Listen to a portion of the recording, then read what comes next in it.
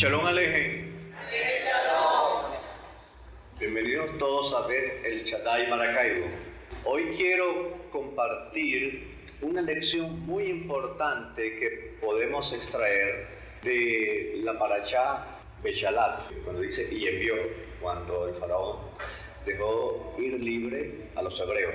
Ahí tiene un episodio que va a ser el objeto de mi comentario, pero quiero introducirle con una breve mención de una película, no sé si algunos de ustedes la vieron, llamada Violinista en el Tejado. Fue un musical judío que se hizo famoso, creo que en los años 70 por allí, y fue llevado al cine la vida de una familia judía.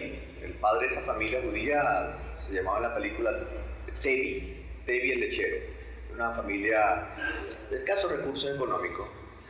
Y Tevi estaba muy preocupado porque, según muestra la película, era pobre y tenía 5 hijas para casarse y no tenía ni la dote ni los recursos para organizar la boda.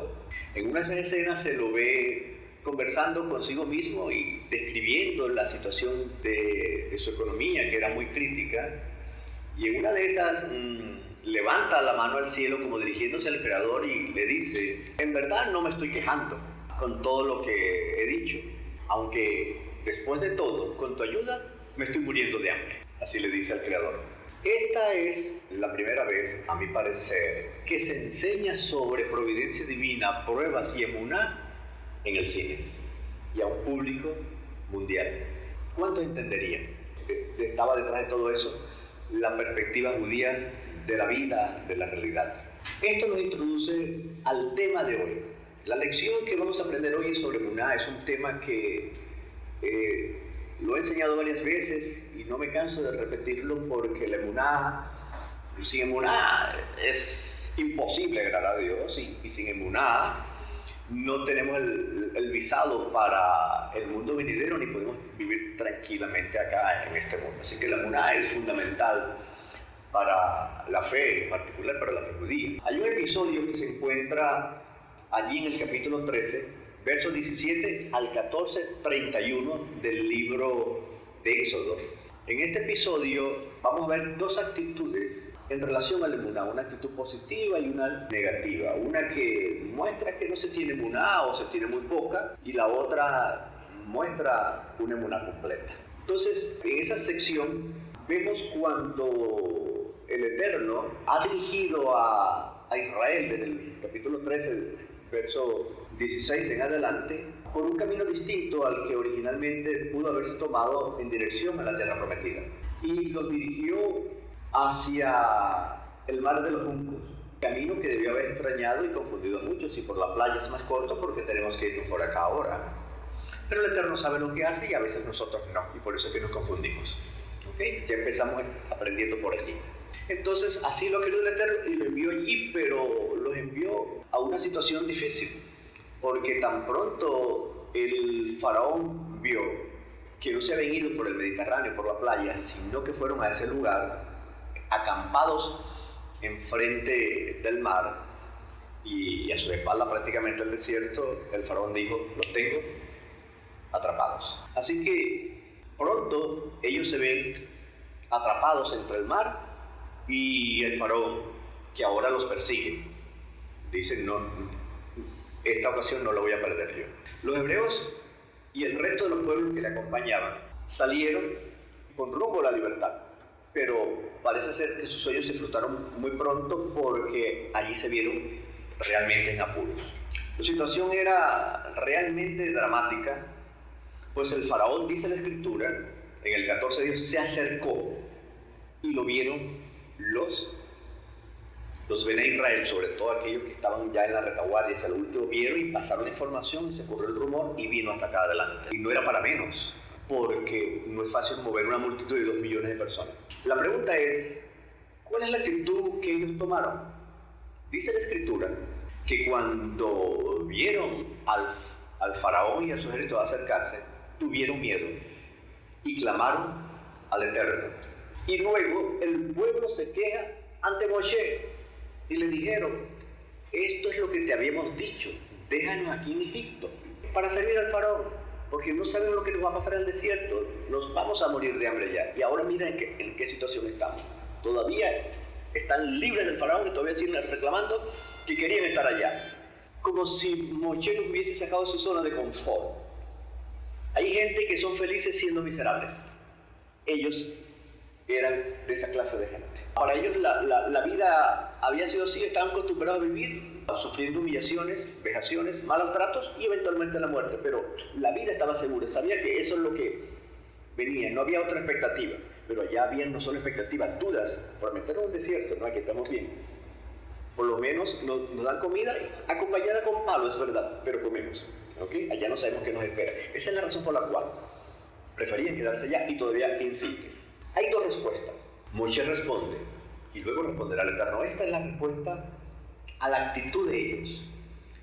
Dice, no teman, porque esta gente que ustedes ven hoy no la verán más nunca. Son palabras de ánimo, es una promesa. Y luego dice, no teman, el Eterno peleará por ustedes y ustedes estarán tranquilos. Es decir, cállense, dejen de quejarse. Entonces lo primero es una promesa y la segunda es una exhortación. Y aquí podemos aprender una pequeña lección. Cuando te ves en apuro, no tienes por qué quejarte y menos por gritar. Hay que quedarse tranquilo. Pero ahora, ¿qué pasa con esta gente? ¿Por qué toma esta actitud? ¿Y por qué son prácticamente regañados por Moshe? No tenían emuná, o al menos tenían muy poco, algunos de ellos. Y el miedo, o tal vez el pánico, se había apoderado de aquella gente que tenían síntomas de que su camino por la emuná no iba a ser muy exitoso. El miedo supera a la confianza en el Eterno. El miedo está superando la emuná, porque emuná es confianza en el Eterno. Y esta es una clave. Cuando hay una situación difícil en tu vida y tengas mucho miedo y pavor por lo que va a pasar, ten presente que no tienes emuná, o estás muy débil, para no te sientas tan mal todavía, ¿no? Sí, porque aparte de que tengas miedo, entonces reconozco que no tengo emuná. Entonces hay que corregir eso, hay que ser tikkun en ese sentido. Los psicólogos dicen que más del 90% de las cosas malas que pensamos que nos van a ocurrir, no ocurren. Entonces nos armamos un drama, primero por el problema que tenemos, la adversidad que estamos enfrentando, y lo otro, el rollo mental que nos armamos en la cabeza. Nos complicamos la vida, y entre el miedo y nuestros malos presentimientos, entonces se bloquea la capacidad de pensar. Eso es lo que ya hemos llamado un secuestro cognitivo por las emociones. Las emociones nos secuestran, entre otras cosas, porque a veces cuando la gente siente miedo, hay reacciones fisiológicas importantes también que le pueden ocurrir. Ahora, ¿qué actitud hay que tomar ante una prueba, ante una situación difícil en la vida? Si tienes emuná, si en verdad tienes emuná o has crecido en la emuná, debes tener presente, siempre presente, que el mismo Dios que te libró en situaciones pasadas de peligros, de adversidades, de penas, de vergüenzas, de derrotas, de humillaciones o de alguna enfermedad, también puede librarte ahora. Eso hay que tenerlo siempre presente. Es el mismo Dios, es el mismo ayer, hoy y siempre. Está siempre listo como un padre para auxiliarnos. Tener esa actitud es negar que el Eterno existe. Es como si dijera, no tengo Dios. ¿Ok? Ahora, el apóstol Pablo escribió una vez algo que yo he citado varias veces porque describe la actitud que debemos tener en las pruebas, cuando ellos estaban creciendo y más en intensidad. El capítulo 4, del 7 al 9 de la segunda epístola a los Corintios, él dice, o habla de 4 niveles de emuná: atribulados, pero no angustiados. O sea, podemos tener una tribulación, pero no tiene angustia. No puedo resolver una situación, se estalló el caucho en medio de la noche. Son situaciones difíciles, ¿no? No hay que angustiarse. El Eterno está al control. El segundo nivel, en apuros, mas no desesperados. Ellos estaban en apuro. Ellos estaban en este nivel y estaban desesperados. El tercer nivel dice, perseguidos, pero no desamparados. Ellos aparte estaban en apuros frente al agua, la persecución del faraón, y entonces se sentían desamparados. clamaron al Eterno más bien reclamándole auxilio, en vez de, Señor, mira, estamos en una situación, quebrantarse, qué sé yo, pero no resuelve. O sea, ese tipo de actitud no es buena, porque el Eterno no es un supermercado que solamente vamos a ir cuando lo necesitamos. Muchas veces, para muchos el Eterno funciona de esa manera, o mejor dicho, para muchos su fe funciona de esa manera. Así que ya te has atribulado, no tienes que estar angustiado. Tienes que estar en apuro, pero no tienes que estar desesperado. Puedes estar perseguido, pero no desamparado. Derribado incluso, pero no destruido.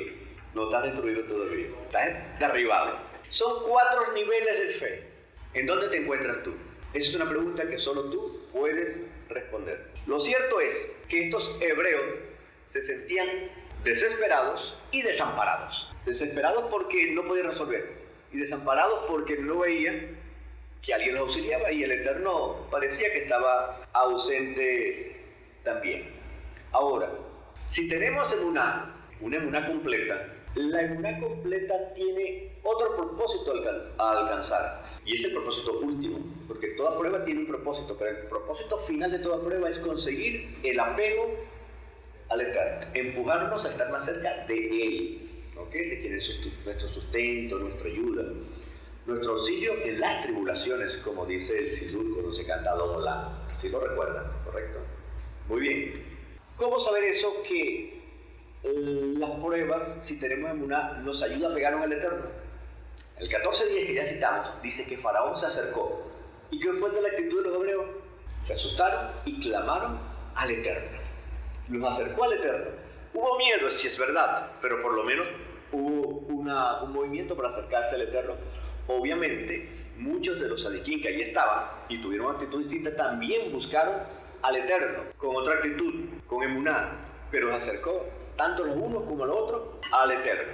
¿Okay? Se acerquen más al Creador para orar por la situación en la que se encontraban. Aunque para algunos que se acercaron por miedo no era la actitud, pero por lo menos el Eterno consiguió el fin de acercarlos a ellos que le buscaran. Esa es la manera que el Eterno a veces usa con mucha gente. Tiene que asustarlos para que le busquen. Una vez enseñé que hay 2 maneras que el Eterno busca acercarse a los hombres para que ellos se acerquen a Él. Uno, cuando envía una brisa suave y delicada. Es un sueño, un amigo que te habla, un consejo que te dan, una música que escuchaste, cualquier cosa que te ayude a elevarte o a corregirte. Esa es la suave brisa del Eterno. Y la otra con un trueno, que te asusta, que te sorprende. Ambos sonidos son distintos, el que produce una suave brisa que el que produce un trueno. Pero en hebreo, la palabra sonido o viento es ruah. Entonces, ¿qué estamos hablando en el fondo de providencia divina? Acciones de la Ruach HaKodesh sobre tu vida para despertarte en un sentido o en otro.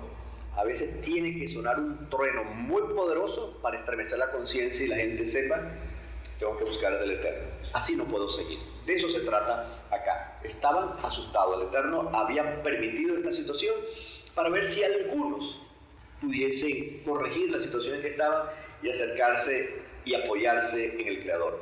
Entonces, claro, nos apegamos al Eterno cuando oramos, cuando hacemos tefilá por alguna otra persona, cuando damos sedacá. Esas son formas de acercarse al Eterno. No necesariamente tenemos que acercarnos al Eterno en casos de apuro o de dificultad. El tiempo para acercarse al Eterno es todo el tiempo.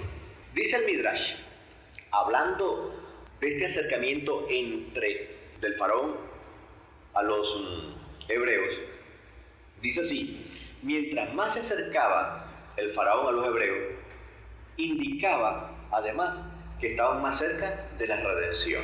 Es decir, mientras más fuerte era el apuro, mientras más fuerte era aquella situación, indicaban que estaban a punto de atravesar la tercera puerta de la redención.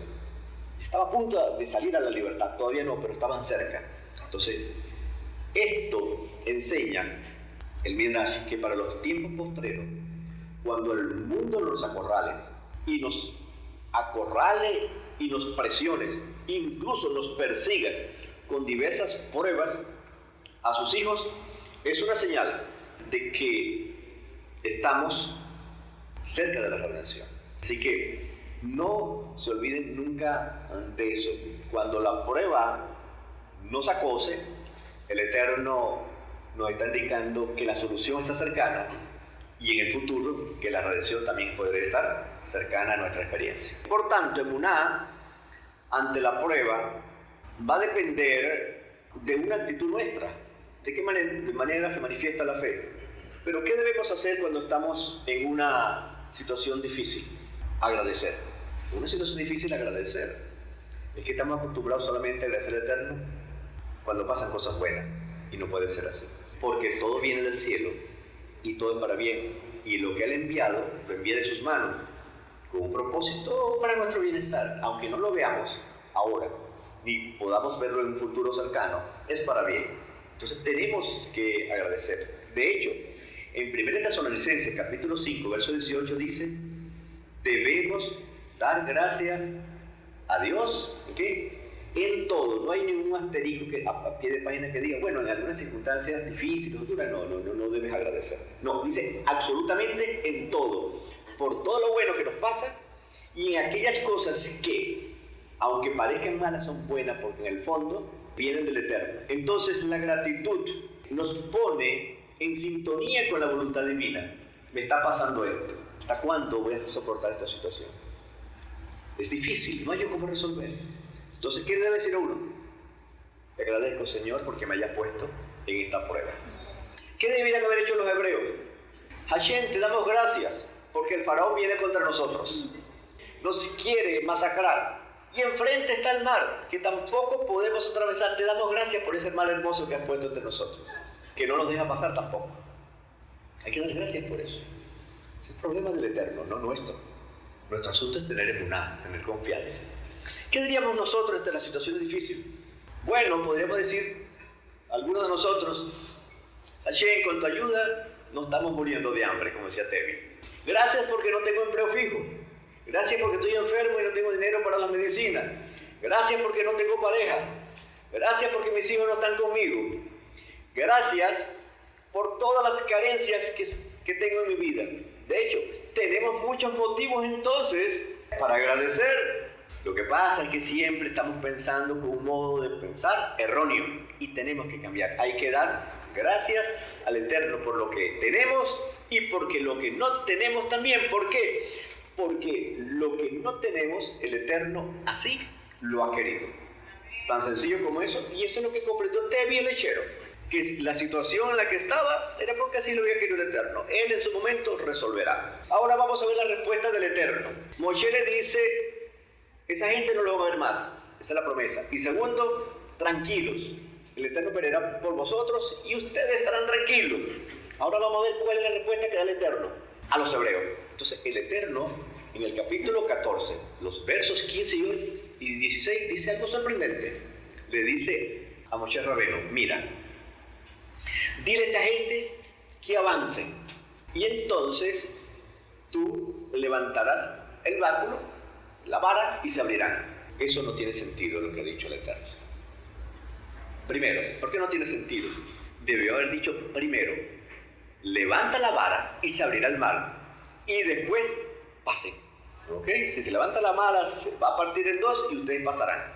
No, hablo al revés.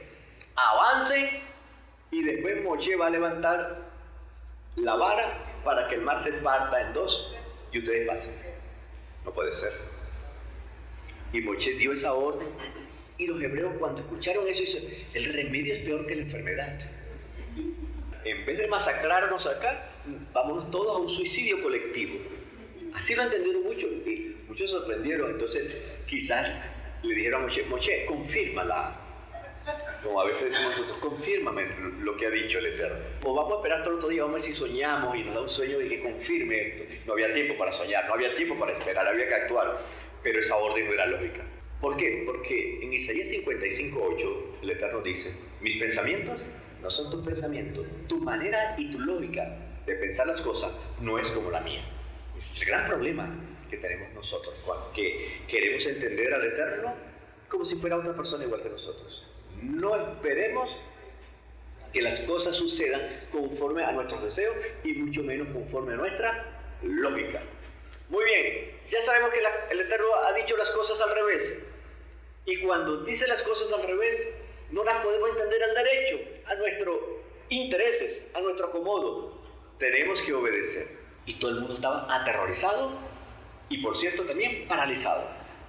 Pero el Midrash Bereshit Rabbah dice que Naasón, príncipe de la tribu de Judá, tuvo emuná y comenzó a avanzar hacia el mar.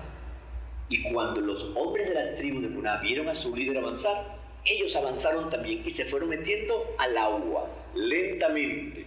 Y toda la multitud de todas las tribus, expectante, viendo aquel extraordinario y terrible espectáculo, se van a ahogar. No es posible, deténganlos. Cualquier cantidad de rumores, a lo mejor iría entre ellos. Todos estaban en silencio porque ya no podían gritar. Lo que querían era desmayarse todos o morirse. Era difícil la situación. La angustia posiblemente podría apoderarse de Naasón y la tribu que le acompañaban. Pero Moshe levanta el báculo y el Eterno abre el mar en dos. Y pasó Naasón y explotó un grito de júbilo. El Eterno había hecho un milagro, pero el milagro se produjo por la confianza en el Eterno puesta en acción. Podemos agradecer, podemos orar. La emuná no se queda allí. La emuná también se traduce en acciones. Y así, este hombre, con su fe, con su emuná, abrió el camino de salvación para todos los demás. Hay una historia de un filósofo griego de la antigüedad, se llamaba Diógenes, que se la pasaba por toda Grecia con una linterna, a plena luz del día. Está loco, dirían muchos. Y algunos preocupados le preguntaban: ¿qué estás buscando con una linterna a pleno día? No es lógico. ¿Sabes qué le dijo? No, yo estoy buscando a un hombre virtuoso. Acá el Eterno quería un hombre de emuná que diera el ejemplo de obedecer al Eterno en circunstancias extraordinarias. Eso es bitajón. Escuchen, yo quiero acompañar esta historia de emuná que abre el mar con otra historia contrastante, porque puede ser peligrosa esta enseñanza. ¿En qué sentido? En el sentido que voy a explicar. Cierto pastor cristiano estaba de paseo en un lago, con un grupo de sus feligreses, y se le ocurrió la brillante idea de imitar al maestro Yeshua caminando sobre las aguas, y le dijo a toda la tripulación que le acompañaba que tuvieran fe, que podían ellos caminar sobre el agua como caminó Yeshua, y también Pedro era el líder, y siguieron al líder, y el líder y ellos se ahogaron todos. Hay que tener cuidado. Pero en cuanto a la historia que tenemos que aquí se abrió la emuná, porque esta palabra venía de parte del Eterno en una situación extraordinaria, y eso hay que tenerlo presente. Entonces, ¿qué significa esto? Que cuando estemos en circunstancias difíciles, sobre todo las que vienen en el futuro, sabemos que cuando la prueba es recia, más cerca estamos del Eterno, o más cerca deberíamos estar del Eterno, ¿okay? Porque Él está allí, siempre está allí. Y luego saber que en el futuro las cosas se van a complicar, que seremos perseguidos y estaremos atribulados, pero no debemos estar angustiados. Vamos a estar seriamente comprometidos en nuestra fe, en apuros, pero no debemos estar desesperados, perseguidos, pero tampoco desamparados. Tenemos a alguien que está con nosotros todo el tiempo, incluso derribados, pero de ninguna manera destruidos. Entonces, cuando vengan esos tiempos finales, ya sabemos que las cosas se van a poner muy difíciles, se acercarán a nosotros para quitar nuestra vida. Ya que no pueden quitar nuestra fe, nos quitarán nuestra vida, incluso nuestros alimentos. Y así parece indicar la profecía, que aquel que no tenga la marca de la bestia, sea esto lo que signifique, no podrán ni vender ni comprar. O sea, nos van a acorralar incluso en ese sentido. Primero, nuestra alimentación, nuestro vestido, nuestra manera de proteger a nuestra familia, nos vamos a sentir comprometidos. ¿Qué significa esto? ¿Que vamos a estar mal? No. Esto significa que la víspera del retorno del Mesías está cerca. Lo que esperamos que sea pronto y en nuestros días, y digan amén.